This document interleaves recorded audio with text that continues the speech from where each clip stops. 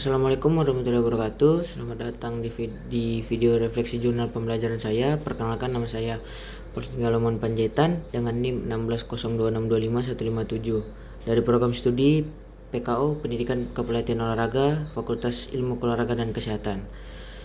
Video ini saya buat sebagai tugas ujian tengah semester mata kuliah Pendidikan Kewarganegaraan. Di sini saya akan menyampaikan pemahaman serta refleksi kritis saya terhadap 4 materi yang telah kita pelajari bersama di paruh semester ini, yaitu identitas nasional, integritas nasional, negara, dan konstitusi, serta hak dan kewajiban warga negara. Semoga video ini bermanfaat. Mari kita mulai. Kita masuk ke materi yang pertama. Materi yang pertama yang saya pelajari adalah identitas nasional. Identitas nasional merupakan ciri khas atau diri suatu bangsa yang membedakannya dari bangsa lain bagi Indonesia. Identitas ini tercermin dalam Pancasila sebagai dasar negara, bahasa Indonesia sebagai bahasa persatuan, Bhinneka Tunggal Ika sebagai semboyan, serta simbol-simbol kenegaraan seperti bendera merah putih dan lagu Indonesia Raya. Identitas nasional bukanlah sesuatu yang statis, ia terus dibentuk melalui sejarah, budaya, dan pengalaman kolektif seluruh rakyat Indonesia. Yang kedua yaitu materi kedua adalah integritas nasional. Integritas nasional adalah upaya menyatukan berbagai perbedaan yang ada, baik suku, agama, ras maupun golongan, menjadi satu kesatuan yang utuh dalam bingkai negara kesatuan Republik Indonesia. Ancaman terhadap integrasi bisa datang dari dalam seperti konflik horizontal maupun dari luar. Seperti interferensi asing, kunci integritas nasional adalah rasa saling menghormati, semangat gotong royong, dan komitmen terhadap persatuan yang sudah diwariskan para pendiri bangsa. Oke, kita masuk ke materi yang ketiga, yaitu membahas negara dan konstitusi. Negara adalah organisasi tertinggi yang memiliki wilayah, rakyat, pemerintahan yang berdaulat, dan pengakuan dari negara lain. Konstitusi dalam hal ini Undang-Undang Dasar Negara Republik Indonesia tahun 1945 berfungsi sebagai hukum tertinggi yang mengatur bagaimana kekuasaan negara dijalankan, sekaligus melindungi hak-hak warga negara. Tanpa konstitusi yang kuat, kekuasaan bisa berjalan sewenang-wenang. Inilah mengapa konstitusi menjadi fondasi dari seluruh sistem hukum di pemerintahan kita. Lalu kita masuk ke materi keempat, yaitu hak dan kewajiban warga negara. Setiap warga negara memiliki hak yang dijamin konstitusi seperti hak atas pendidikan, kesehatan, dan kebebasan berpendapat, sekaligus kewajiban yang harus dipenuhi seperti membayar pajak, menaati hukum, dan ikut serta dalam upaya bela negara.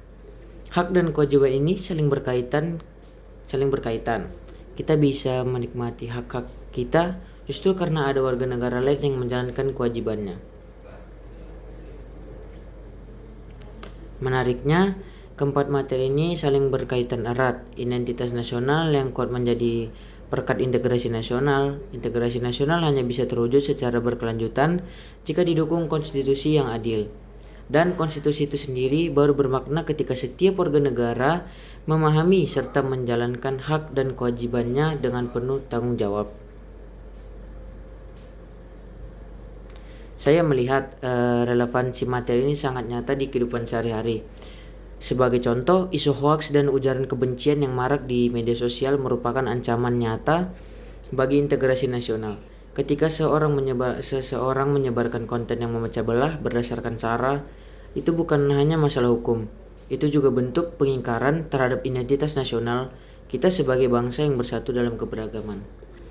Selain itu, saya melihat bahwa banyak warga termasuk generasi muda belum sepenuhnya memahami hak konstitusionalnya. Padahal jika kita tidak tahu hak kita, kita mudah dieksploitasi. Disinilah pendidikan di kewarganegaraan memainkan peran yang sangat penting. Materi-materi ini mendorong saya untuk lebih aktif sebagai warga negara, bukan sekedar menunggu hak dipenuhi pemerintah, tetapi juga berkontribusi nyata mulai dari hal kecil seperti yang tidak menyebarkan hoaks, menghormati perbedaan di lingkungan kampus, hingga berpartisipasi dalam proses demokrasi ketika waktunya tiba.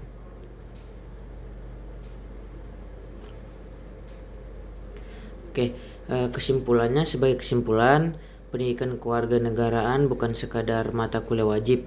Ini adalah bekal untuk menjadi warga negara yang cerdas, kritis, dan bertanggung jawab. Identitas, integrasi, dan kontribusi dan hak kewajiban adalah 4 pilar yang mendorong satu sama lain dalam menjaga keutuhan bangsa Indonesia. Ya, demikian video refleksi jurnal pembelajaran yang dapat saya sampaikan. Terima kasih kepada Bapak Riki Ahmad Husaini MPD selaku dosen pengampu atas bimbingan dan ilmunya yang telah diberikan. Semoga video ini dapat memenuhi ketentuan tugas UTS dan memberikan manfaat bagi menontonnya. Wassalamualaikum warahmatullahi wabarakatuh. Shalom, Om Swastiastu, Namo Buddhaya, salam kebajikan.